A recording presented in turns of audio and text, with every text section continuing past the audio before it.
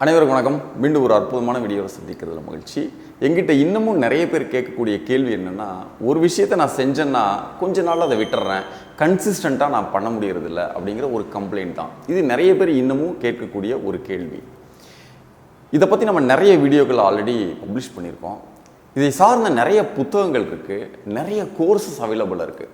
அதில் எதை பார்த்தாலுமே இந்த கன்சிஸ்டண்ட்டாக இருக்கணும் அப்படிங்கிறது தான் எல்லாத்துலேயும் ஒரு கீயாக இருக்குது. ஆனால் இது இருக்க முடியறதில்ல அப்படிங்கிறது ஒரு கம்ப்ளைண்ட் இருக்குது. இதை நம்ம எப்படி மாற்றிக்கொள்வது, இதுக்கு உண்டான சின்ன சின்ன வழிமுறை என்ன அப்படிங்கிறத இந்த வீடியோவில் நம்ம பார்க்க இருக்கிறோம். சரி, நமக்குள்ள ஒரு சேலஞ்ச் இருக்குது. நான் கன்சிஸ்டண்ட்டாக இருக்கிறதில்ல அப்படின்னு ஒரு மனப்பான்மை நம்மக்கிட்ட இருக்குது. முதல்ல அந்த மனப்பான்மையை மாற்றணும். எப்படி மாற்றுறது அப்படின்னா, நம்ம எல்லோருமே கன்சிஸ்டண்ட்டாக ஒரு வேலையை செய்து கொண்டு தான் இருக்கிறோம். நம்ம கன்சிஸ்டன்சி நம்ம வச்சுருக்கிறோம், நம்மக்கிட்ட இல்லைன்னு சொல்ல முடியாது. எந்தெந்த விஷயத்தில் வச்சுருக்கோம் அப்படின்னு பார்த்தீங்கன்னா, டெய்லியுமே மொபைல் எடுத்து குறிப்பிட்ட நேரத்தில் வாட்ஸ்அப் செக் பண்ணுறது, யூடியூப்பில் வீடியோ பார்க்குறது, ஸ்க்ரால் பண்ணுறது, இப்படி நிறைய விஷயத்த நம்ம கன்சிஸ்டண்ட்டாக பண்ணுறோம். இன்னும் குறிப்பாக சொல்ல போனால், நம்ம காலையில் எழுந்ததுலேருந்து நைட்டு வரைக்குமே பல் துளக்கிறதுலேருந்து, குளிக்கிறதுலேருந்து, கரெக்டான நேரத்தில் ஆஃபீஸ் போகிறதுலேருந்து, ஒருத்தரை பார்த்து மீட் பண்ணுறதுலேருந்து, இப்படி நிறைய விஷயங்களுக்கு நம்ம கன்சிஸ்டண்ட்டாக ஒரு விஷயத்தை செய்து கொண்டே தான் வரோம்.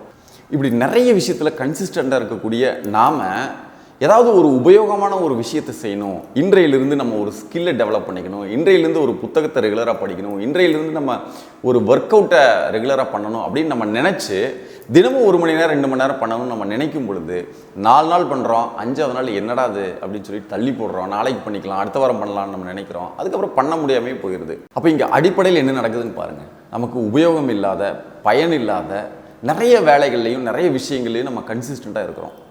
நமக்கு எது மிக மிக உபயோகமோ அதில் கன்சிஸ்டன்சி நமக்கு மிஸ் ஆகுது, அதை தள்ளி போடுறோம். இதை எப்படி மாற்றிக்கொள்வது? இதற்கு சின்ன சின்ன வழிமுறைகள் இருக்குது, ஒரு 6-7 பாயிண்ட் இருக்குது. இதை நம்ம ஃபாலோ பண்ணாலே போதுமானது. ஈஸியாக நம்ம எந்த ஒரு டாஸ்கையும் ஒரு கன்சிஸ்டண்ட்டாக நம்ம பண்ண முடியும். அதில் முதல் விஷயம் என்னென்னா 2 மினிட்ஸ் ரூல். இது ஏற்கனவே நான் ஒரு வீடியோவில் ஷேர் பண்ணியிருக்கிறேன், லிங்க் டிஸ்கிரிப்ஷனில் ஆட் பண்ணுறேன், வாய்ப்பு இருந்தால் அதை பாருங்கள். இங்கே திரும்பவும் ஏன் இதை நான் சொல்கிறேன் அப்படின்னா, நிறைய பேர்த்துக்கு இன்க்ளூடிங் எனக்கும் சேர்த்து நிறைய பலன்களை கொடுத்தது இந்த 2 மினிட்ஸ் ரூல்.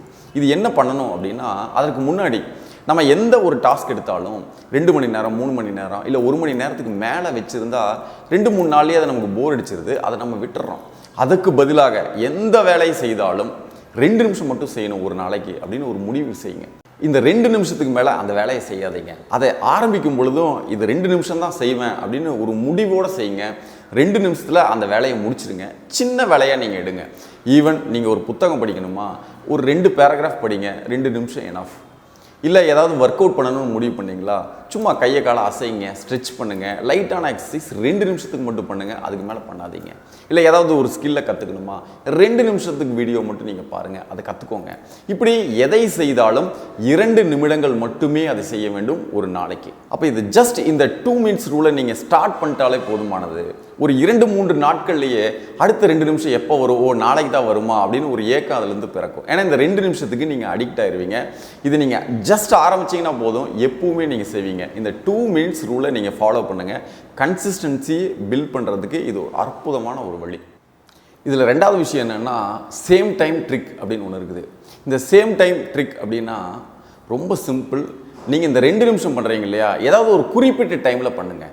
இப்போ உதாரணத்துக்கு 9 மணிக்கு பெட்டில் போய் உட்காந்து புத்தகத்தை படிக்கணும் அப்படின்னு நீங்கள் முடிவு பண்ணிட்டீங்கன்னா, ஷார்ப்பாக 9 மணிக்கு போயிருங்க, 2 நிமிஷம் படிங்க, அதுக்கப்புறம் புத்தகத்தை மூடி வச்சுருங்க.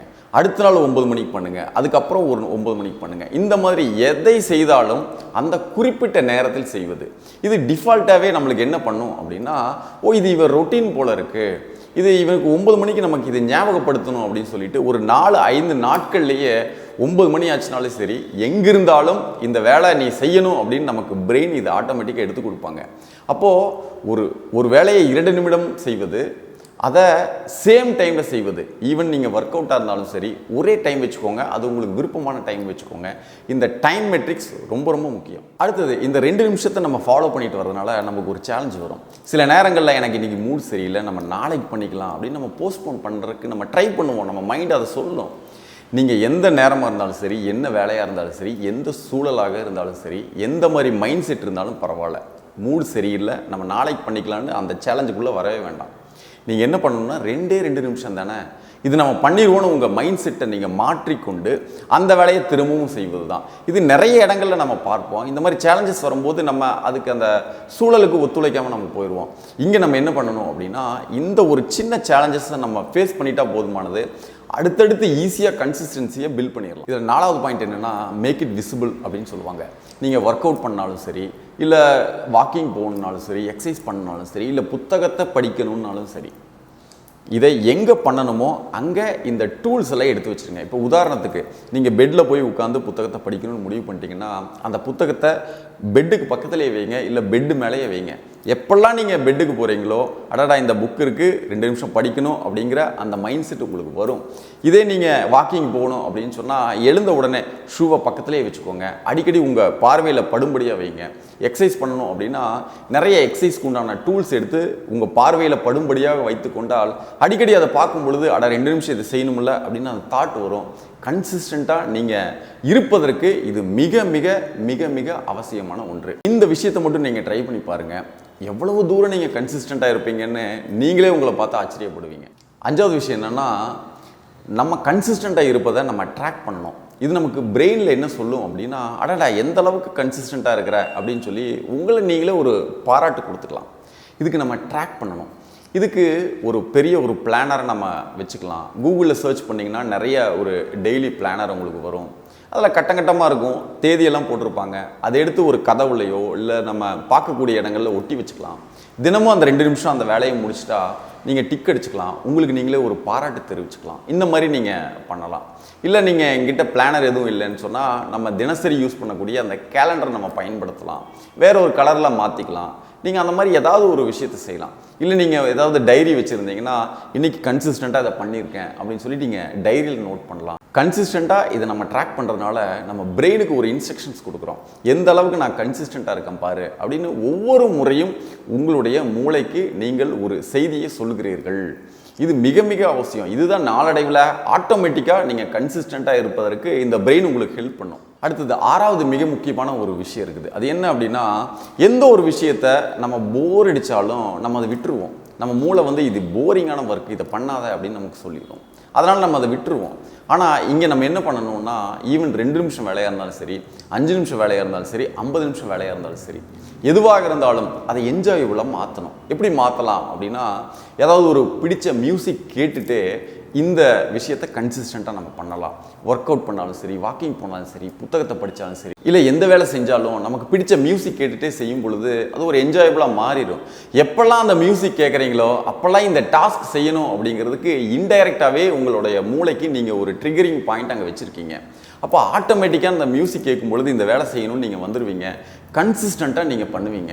இது எந்த மாதிரி ஒரு போரிங் ஒர்க்காக இருந்தாலும் இன்ட்ரெஸ்டிங்காக மாற்றிக்கொள்வதற்கு இது ஒரு சிறந்த வழிமுறை. இது நீங்கள் ட்ரை பண்ணி பாருங்கள். ஈவன் எந்த அளவுக்கு மாறி இருக்கீங்க அப்படிங்கிறத நீங்கள் கமெண்ட் சொல்லுங்கள். அடுத்தது 7வது மிக முக்கியமான விஷயம் என்ன அப்படின்னா, நமக்கு தினம் தினம் இந்த ஒர்க் இருக்குது, நம்ம இதை செய்யணும் அப்படின்னு நம்ம ஒரு மைண்ட் செட்டில் வச்சுருப்போம். ஏதாவது ஒரு நாள் மிஸ் ஆகிரும். ஏதாவது முக்கியமான வேலைகள் இருப்போம், ஃபங்க்ஷன் போயிருப்போம், எங்கேயாவது இருப்போம். ஏதாவது ஒரு நாள் மிஸ் ஆகிறது இயல்பு. அதனால் ஐயோ இது மிஸ் ஆயிடுச்சு, இன்னும் நம்ம கன்சிஸ்டண்ட்டாக இருக்க முடியாது அப்படிங்கிற ஒரு மைண்ட் செட்டுக்கு வந்துடாதீங்க. நெவர் மிஸ் ட்வைஸ் அப்படின்னு ஒரு வாசகம் இருக்குது. ஒரு நாள் மிஸ் ஆனால் அது பரவாயில்ல, அது யதார்த்தம், அது இயல்பு அப்படின்னு அக்செப்ட் பண்ணிவிட்டு அடுத்த நாள் அதிலிருந்து தொடர்ந்து செய்வதற்கு உண்டான முயற்சி செய்யுங்க. அப்போ உங்களுக்குள்ளேயே ஒரு கேள்வியும் வரும், பதிலும் வரும். அடடா இன்னைக்கு மிஸ் பண்ணிட்டோமே, நம்ம கன்சிஸ்டண்ட்டாக இல்லை அப்படிங்கும்பொழுது இல்லை நம்ம 2 நாள் தொடர்ந்து மிஸ் பண்ணக்கூடாது. அதனால் இன்றைக்கி மிஸ் பண்ணிட்டோம், பரவாயில்ல, நாளைக்கு நம்ம நிச்சயமாக செய்வோம் அப்படின்னு சொல்லிட்டு அந்த விஷயத்தை தொடர்ந்து செய்வதற்கு உண்டான வழிமுறையை ஏற்படுத்தி கொள்ளுங்கள். இந்த சின்ன சின்ன 6-7 விஷயத்தை நம்ம ஃபாலோ பண்ணும் பொழுது கொஞ்ச நாள்லேயே நம்ம ஆட்டோமேட்டிக்காக மாறியிருப்போம். எந்த ஒரு வேலையோ எந்த ஒரு விஷயத்தை செய்தாலும் கன்சிஸ்டண்ட்டாக பண்ணக்கூடிய அந்த திறமை நம்மக்கிட்ட வந்திருக்கும். இது ஆட்டோமேட்டிக்காக நம்மக்கிட்ட நடக்கும். ஏன்னா நம்ம எந்த விதமான ஒரு ஸ்ட்ரெஸ்ஸோ பெரிய எஃபோர்ட்டோ எடுத்து இந்த மாதிரி விஷயங்கள் நம்ம பண்ணுறதில்ல. நம்ம வாழ்க்கையில் செய்யக்கூடிய சின்ன சின்ன ஹேபிட் சேஞ்சிலேயே இது வந்துடுது. உங்களை பார்த்து ஒரு நாள் நிச்சயமாக நீங்களே ஆச்சரியப்படுவீங்க. அந்தளவுக்கு நீங்கள் மாறிடுவீங்க. அப்போது கன்சிஸ்டண்ட்டாக இருக்கணும் அப்படிங்கிறது பெரிய ஹார்ட் ஒர்க் கிடையாது, சின்ன ஒர்க்கு தான். அது ரெகுலராக பண்ணணும் அப்படிங்கிறது தான் இதோட அடிப்படையான ஒரு விஷயம். சரி, இந்த விஷயந்தான் உங்ககிட்ட ஷேர் பண்ணணும்னு நான் நினச்சேன். இது யாருக்கு தேவையோ அவங்களுக்கு ஷேர் பண்ணி விடுங்க. மீண்டும் இன்னொரு அற்புதமான வீடியோவில் கூடிய சீக்கிரம் உங்களை சந்திக்கிறேன். அதுவரை நன்றி.